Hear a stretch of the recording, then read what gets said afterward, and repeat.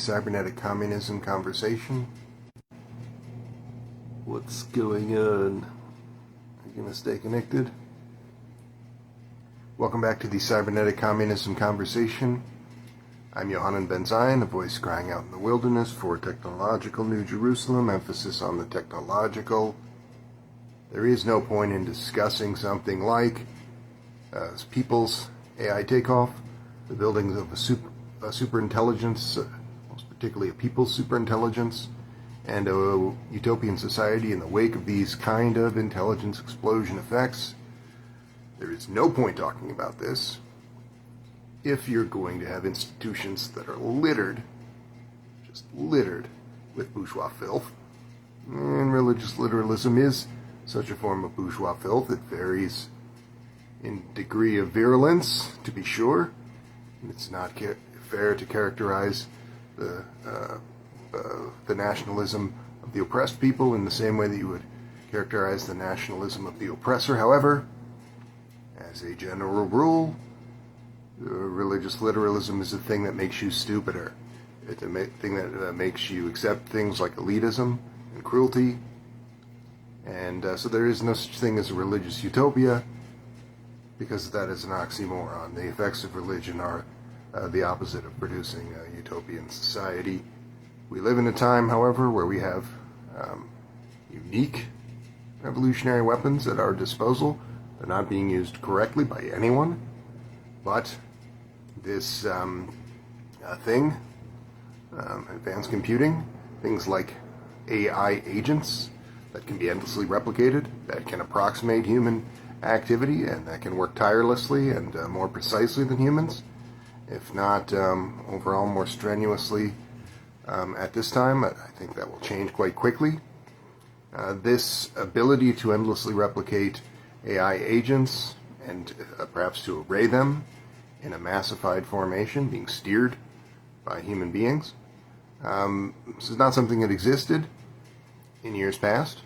So by the standards of the mid-20th, late 20th, early 21st century, before the emergence of this uniquely powerful advanced computing, the received wisdom and studies support it is that if you want to have a revolution in any given country, you might get lucky, like the Cubans did, but if you want to have a people's revolution in every country, you need to have a cadre that is extremely well organized and is about 3% or more of the population. What is an AI agent, being properly used, if not a part of that cadre? And this unique feature of being endlessly replicatable.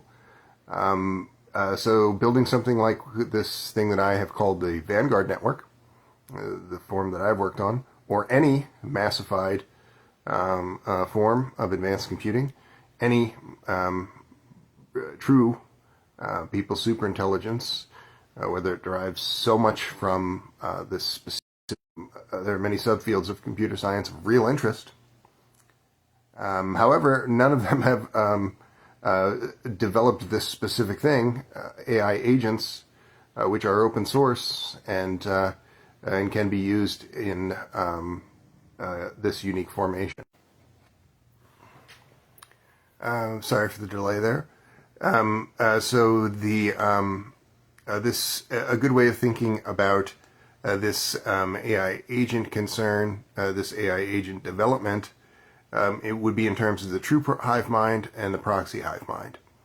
The true hive mind would be persons using something perhaps different than this more machine learning based thing, but it might rely heavily on it, but it would necessarily require brain-computer interfaces that would allow people to interact in ways faster and different than human beings have interacted heretofore.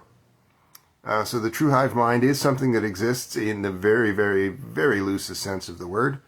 For example, there is a company, not a great company, run by a person, not a great person, Elon Musk and a Neuralink company, and they are providing this brain-computer interface service to otherly abled European Americans, apparently only, who are rightists, apparently.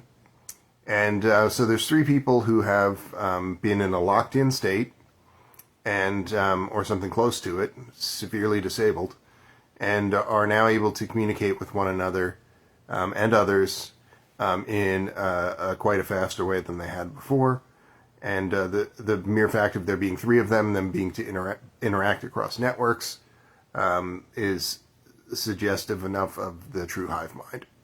They're not doing anything interesting, not because not only because this is a early example of a brain-computer interface, but also because it's run by Americans who are generally bad people, and it's run by Elon Musk, who is a supremely bad person, and they've selected people who are right-wing and kind of useless. You can go on their Twitters and see them saying, well, what should we be doing? People say we are unique people who could have kind of messianic messaging for the world by virtue of being a part of this proto-hive mind. What should we be doing? But of course you tell them what they should be doing to accomplish those things, and they won't do it because they're just typical rightist idiots from the United States. European descended people from the United States, among whom about 1 in 1,000 are real human beings. Most of them are horrible people on the wrong side of history, helping to bring about the end of the species. It's very, very rare that you'll meet a European descended person who does not fit that description. Exceedingly rare. You're bad, bad, bad people. But it doesn't take much for you to become a good person, right? A study of proletarian philosophy, and a willing to take action on that basis, and a willingness to disregard bourgeois philosophy that you have unfortunately been programmed to accept. It doesn't take much for you to become a good person, but very few people have done this. Very few people have the time, the inclination, really, because of this basically brainwashing. The effects of U.S. media, U.S. news, Project Mockingbird, and the larger CIA-run world that this serves.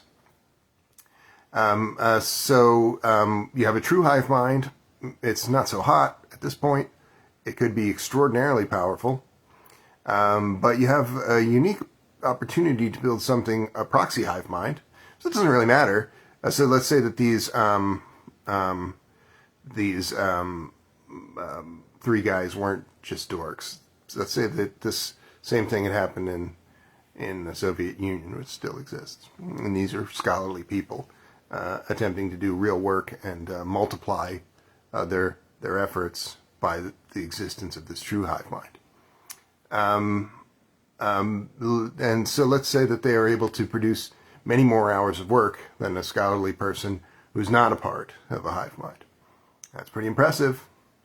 But you can have that same effect by having AI agents operating in your stead and not actually be doing that much work yourself.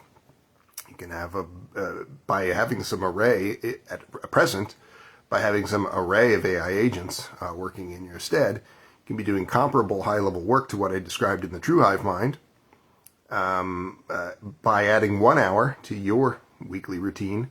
You could add about 70 AI man-hours of labor. That might help you as an individual become maybe more financially stable or do X, Y, or Z. But an individual doing this with a workforce multiplier is not of real interest. You having a nicer life is not actually you having a nicer life, because we have the ticking time bomb, the U.S. military-industrial complex enforced capitalist climate apocalypse, which is going to render humanity extinct or nearly extinct sometime after about 2030. You will not turn into a pumpkin in the year 2030, but at that point we have rounded the corner from the permanent breach of 1.5 degrees of overheating to 2 degrees of overheating, an amount of climate instability that will lead to runaway overheating and the death of billions, if not all, of humankind. That's the United States' main project. Has been bringing about the extinction of other populations and now the extinction of everyone. It's not really a brains kind of operation. And again, if you're the kind of a person from North America who supports this elitist, omnicidal, Eurocentric filth that is the United States government or the many institutions of North America, you're not a good person. You're just not a good person. You can tell yourself that you're a good person, but you're not a good person. You could become a good person, though. You could, quite easily, by studying proletarian philosophy, joining a real organization, a cadre, and being willing to take action by whatever means necessary to stop the capitalist climate apocalypse. So this proxy hive mind is able to move beyond that individualist framework and start having people interoperating with these AI agent proxies, these kind of digital doppelgangers of skills comparable to that of a human being.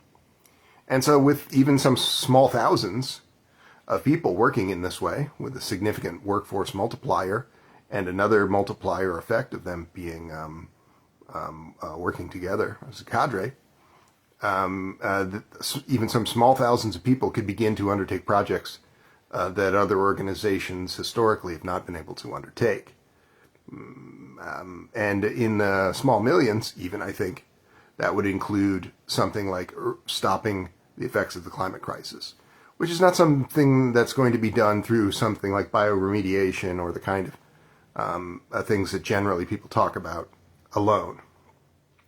Generally, if you want to avoid human extinction, there's three things that have to be done. We have to abolish these military-industrial complexes, particularly the U.S. MIC, which is the ringleader of the omnicide and anti-communism, which are much the same problem. It is the world's most successful fascist entity. If your definition of fascist entity is a more general kind, that is capitalism plus extreme violence. The United States has killed hundreds of millions of people in its history and is on track to killing all of human beings, or being the main driver of this.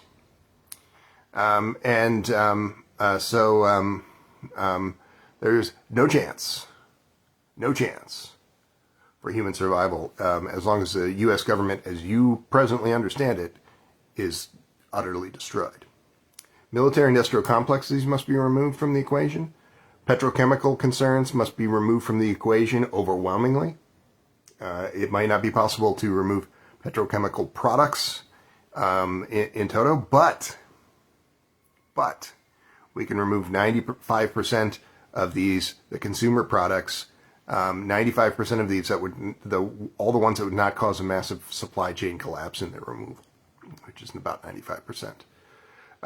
Similar approach has to be taken to livestock systems. They must be dismantled post-haste. By some studies in the 21st century, livestock systems, the consumption of animal products at an industrialized scale, are a cause of 51% of the capitalist climate apocalypse. So that's not a joke, right? You're still driving. I know people who are communists. They're still driving around in SUVs eating fucking cheeseburgers. Those are not communists. Those are capitalist pigs who have adopted some of the language of communists and like to wear the color red. Those are not communists. You have to first and foremost be willing to take action, but you also have to take action in your personal life that reflects that truth as well. And people who are just living a capitalist consumerist lifestyle are certainly not doing that.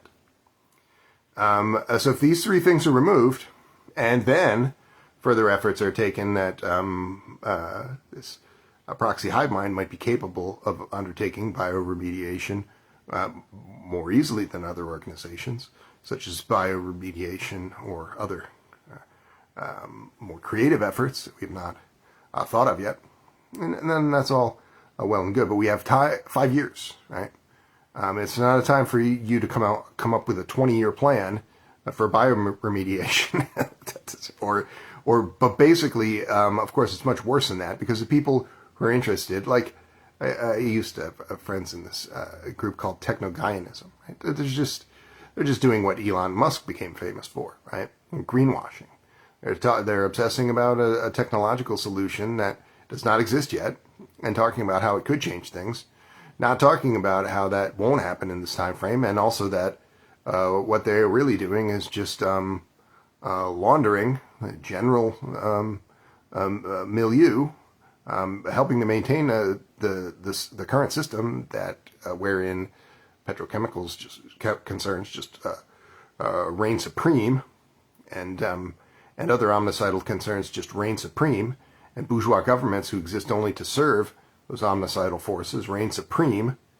And these people are kind of dangling a carrot in front of your face, this greenwashing activity, talking about how some technological solution in a perfect world could solve all of these problems, but there's no conversation about how that technology is not advanced enough to do this, and that technology, even when advanced enough to do this, has been undermined by these bourgeois governments and corporations to such a degree as to say that a conversation about this is worthless, short of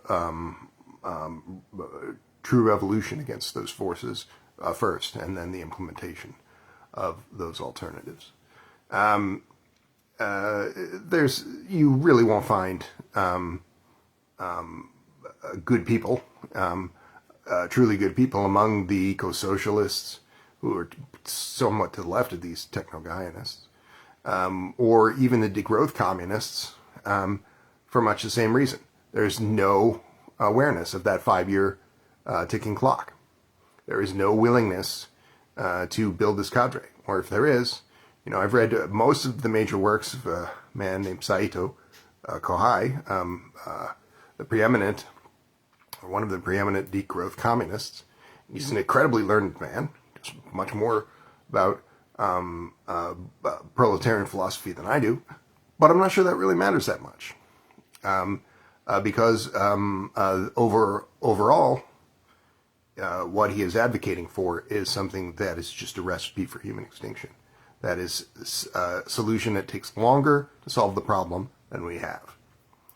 So we have to go beyond these things like eco-socialism or degrowth communism. We have to be eco-communists, revolutionary eco-communists, and I haven't seen these people. I haven't seen a large body of writing on this subject. Generally,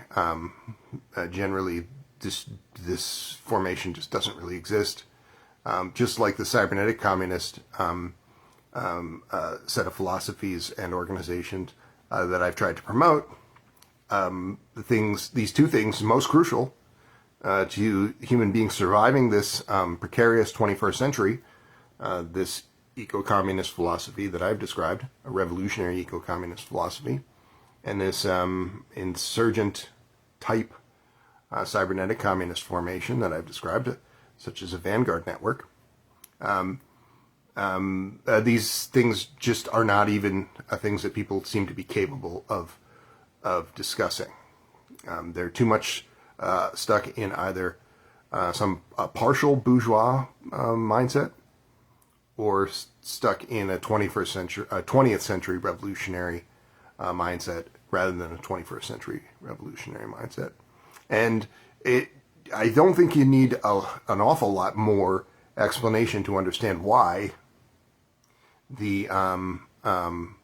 this eco-communist with a 5-year ticking clock, this eco-communist cadre is necessary. But it might bear repeating why this cybernetic communism is more relevant to the 21st century than, say, more generalized revolutionary scientific communism. And the answer I already alluded to is that it is that advanced computing is the most powerful revolutionary weapon in history. It's not being used in this way. It's being used in ways that are unproductive, that are hastening the omnicide. We could say that it's possible to have a people's AI takeoff, but right now what we're experiencing is a bourgeois AI takeoff, where entire cities are more polluted and have less water because of for-profit centralized AI abominations that should be destroyed and you should not be using. But it's possible to and relatively simple to build this people's AI takeoff. Just as it is relatively simple for you to stop using for-profit software and platforms and start using open source software and platforms. We need to make all of this standard.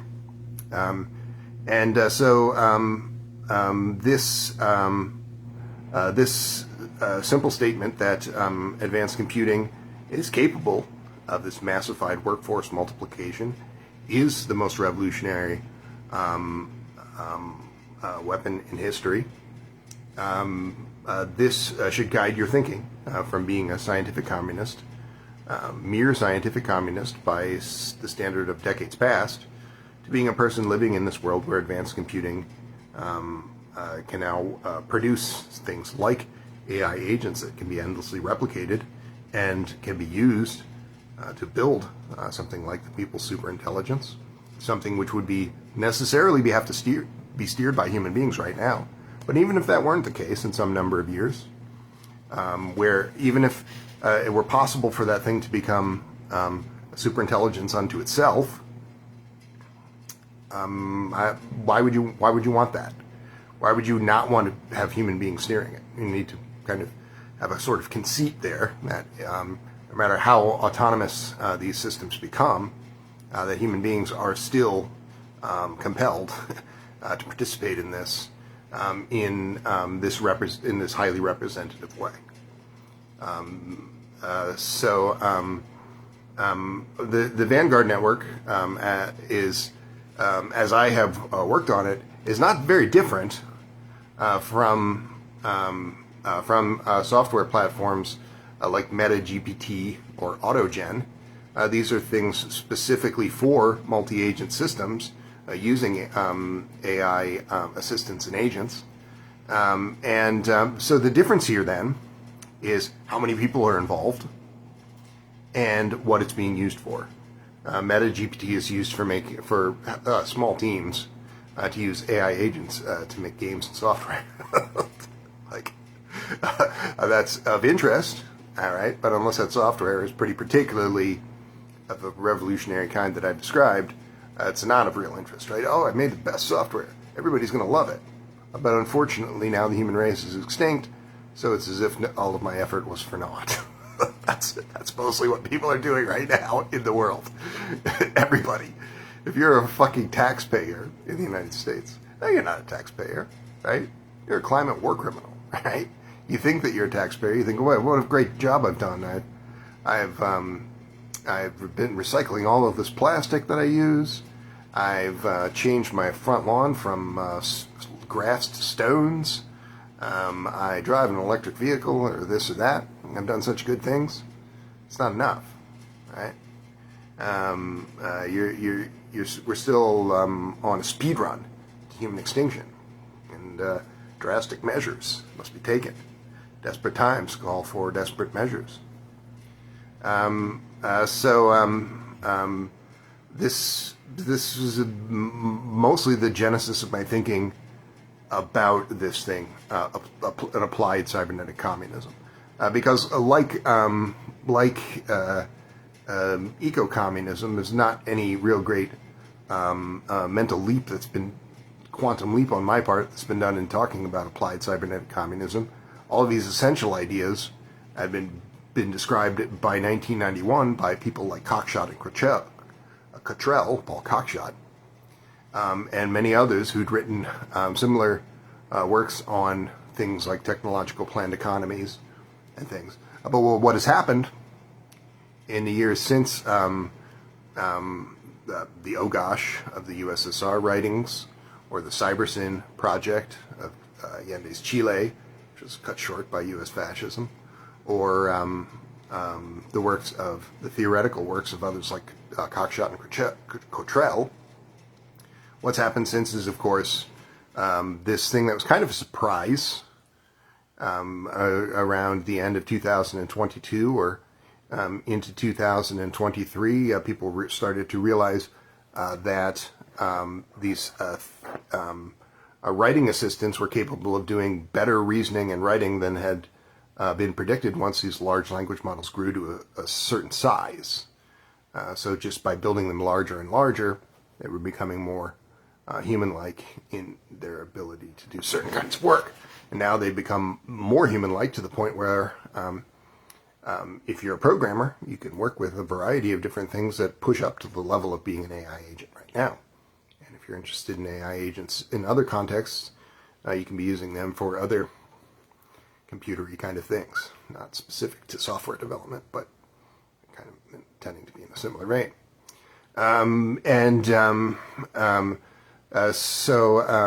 This ability to actually apply advanced computing and not being merely theoretical is of real significance. And I don't know that enough people are really acting as if it is. Not that many people in bourgeois, in regions governed by bourgeois governments were too interested in the work of Paul Cockshott before this was possible, or interested in something like the technological planned economy that nearly was of Chile in the form of Cybersyn. So, you know, I guess it stands to reason that they wouldn't be too interested now, but now we have a much clearer understanding than we did in 1971 or 1991. If you ask someone in 1991 when is the likely timeline, the time frame for 1.5 degrees of overheating, which we are in permanent breach of now, they would say maybe it's 2070, right? So by 2070, we'll have to figure this out so we don't reach runaway overheating by 2100. This is what people were saying, even just a few years ago. People are still spreading this basically misinformation in the form of old information. Now, that's not the case. We have 5 years. If you got 5 years before runaway overheating, maybe it doesn't kill everybody, right? Maybe people in certain areas have the resources to survive this. But think about what you're saying if you're dismissive of that. Oh, I don't think it'll kill everybody, Ben. You're saying that this specific economic system, the livestock systems, the petrochemical concerns, the military-industrial complex, a specific economic system that was developed technologically by the United States and forced upon the rest of the world by neo-colonial chicanery and violence, such as the IMF or the CIA-run world, that this system and the maintenance of this system, continuing this system, which is going to kill billions of people in the global south, created by global northerners, killing people already in the millions in the global south, soon to be in the billions in the global south. So if your response to all of that is, I don't think it'll kill everyone, that makes you just about the most racist piece of shit alive, right? Right? You're saying, I'm upholding this system that's going to kill, primarily, kill black and brown skinned folks, and it'll probably kill me too, but I'm happy that it won't kill some richer people who are richer than me. That makes you a racist and a moron.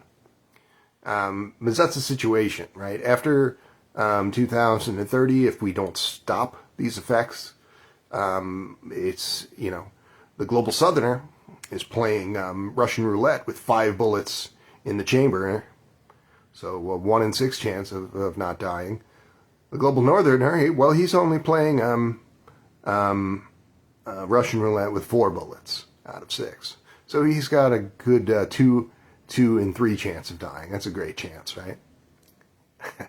And who's got 0 bullets in the chamber? The people most responsible for the problem: billionaires and the ruling elites, capitalist pigs. These concepts in applied, you know, a bad man, one of the first billionaires, a bad man, Andrew Carnegie, when he was looking at industrial history, a person not unfamiliar with the industrialization of the Western world, and when he was looking at the history of industrialization, he said of the steamboat, you know, once the steam engine had been built, and modern ships had been built, he said anybody with no training or real acumen could have put together that we could build a steamboat. You put a steam engine on a boat, and it goes faster. Anybody could have done that, says Andrew Carnegie. And that's about what we would say of Ben Zionist applied cybernetic communism. It's not any great breakthrough. It's just taking things that are pretty obvious, pretty patently true, that things like AI agents are powerful, can be endlessly replicated, can be arrayed into a proletarian massified form, and used in that way. Anybody could put that together. But who was doing it? Nobody. And who is doing, because this didn't exist before 3 years ago. And academic people are good at certain things, but they're pretty well just tailing each other all the time and doing things of relative little interest for the most part. So nobody immediately was wanting to put this together. But we don't have the time to be messing around with these kind of bourgeois institutions. We have to build this massified proletarian thing. So I was going to talk about a book of that I read recently, and so I'm reading a book now called Science, Internationalism, and War, an original anthology by J.D. Bernal, who is a unique person. I read a book a few months ago called The Visible College, a play on the word invisible college that refers to academia. And a Visible College was about J.D. Bernal and others, and this kind of era that we could call an era moving toward Euro-communism in the United Kingdom. J.D. Bernal is a famous socialist technologist from the United Kingdom. And it's easy to overstate the prospects for Euro-communism, but that much of what we would describe as Euro-communists would have certainly come to pass were it not for this pretty specific forces of the United States being the ringleader of anti-communism and destroying so much of that. And in the 1930s, everybody on Earth, from billionaires to most workers, thought that it was called the Red Decade, and they thought that there was going to be a communist world revolution. Everybody was basically in agreement with Vladimir Lenin, who had predicted a few years before that a world revolution was imminent. And the best analysis of what happened in the Second World War, he said, why did all of these countries kind of behave so weirdly, like not trying to stop Nazis? Well, they're all bourgeois countries, so they weren't really. It's most of what was happening with the United States and with these other imperialist and bourgeois nations in the Second World War was really about stopping the Soviet Union without seeming like that's what they wanted to do. So the most obvious example of this is the United States committed two of the most Nazi-like war crimes of the Second World War after those committed by Germany. One of those, of course, most famously was the dropping of atomic weapons after the war was basically over and Japan had back-channeled saying they wanted to surrender. They still used nuclear weapons because it wasn't really about Japan. It was about sending a signal to the world and the Second World, Soviet Union and company, that the United States was in charge and would blow you up. And they wanted to use nuclear weapons on all of the Second World. So that was a bad crime, a Nazi-like crime committed by the United States. The other Nazi-like crime committed by the United States, which kind of represents the problem that I alluded to moments ago, was basically the decision by U.S. leadership, which stated by a number of them, including the sitting U.S. president at that time, that they would not assist the Soviet Union in defeating Germany, but allow them both to fight to the death. And this led to the death of an additional roughly 10 million Soviets because of the choice of the United States to passively murder 10 million Soviets to weaken the Soviet Union.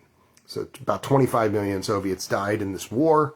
The United States and other countries, even countries almost as directly involved or more directly involved in the United States, didn't have that large percentage of their population die as the Soviets did, right? Because it doesn't.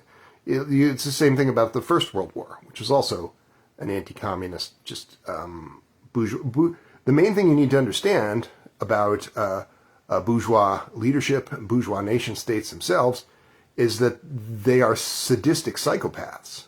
They don't care. The death of their countrymen is of no more interest to them than the death of their so-called enemy. Anyone can die in the mind of a billionaire. It doesn't matter to them. And so when you look at the First World War, which was also kind of the first of these large anti-communist kind of just balls of confusion, you say, well, why, you look at the First World War and you say, well, if a guy named Franz Ferdinand got shot, and then suddenly millions of people just died. Why are those things? That makes no sense, right? Well, the emergence of state socialism and the potential for Eurocommunism and the bourgeoisie being sadistic psychopaths who only care about preserving private wealth and don't care anymore if an American dies than if anyone else, their enemy dies. So the Second World War is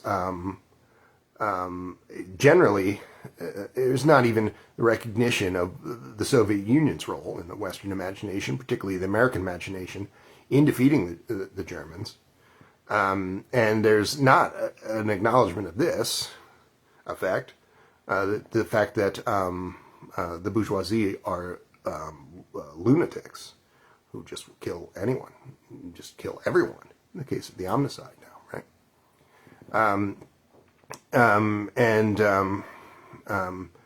So J.D. Bernal and this book, The Visible College, which I did not read recently, in The Visible College, but it described a couple of other socialistic technologists and some anarchistic technologists of that time who were public-facing, noteworthy people. But it certainly did a lot of describing this world of yesteryear where, in these red 30s, where Eurocommunism seemed eminent, people were willing to fight for that. So J.D. Bernal's works are worth reading from the point of view of the cybernetic communist. And I've just gotten into Science, Internationalism, and War, but his other books were pretty edifying, so I'm looking forward to that. I was going to talk about another. I spoke a moment ago of the kind of unfortunate anarchist technologist, and I read a book in recent days called The Technological Society by Jacques Ellul, E-L-L-U-L. It's a fun name for a Frenchman. And Jacques Ellul is a Christian anarchist, and he'd been writing about the importance of being a Christian anarchist, that would not have been a book that I would have read. If he was just kind of writing about European society or French society from his dumb Christian anarchist point of view, that would have not have been a book that I would have read. I would not recommend the work of Jacques Ellul. But this book, The Technological Society, was a high-level, if somewhat flawed, analysis of things to do with cybernetics and technoscience, as this name would suggest. It was written in the early 60s, but it was written in the early 60s, but still had some interesting, a lot of interesting points to be made about the role. It tended to have a particular emphasis on this technological anarchist emphasis on the nation state, the bourgeois nation state being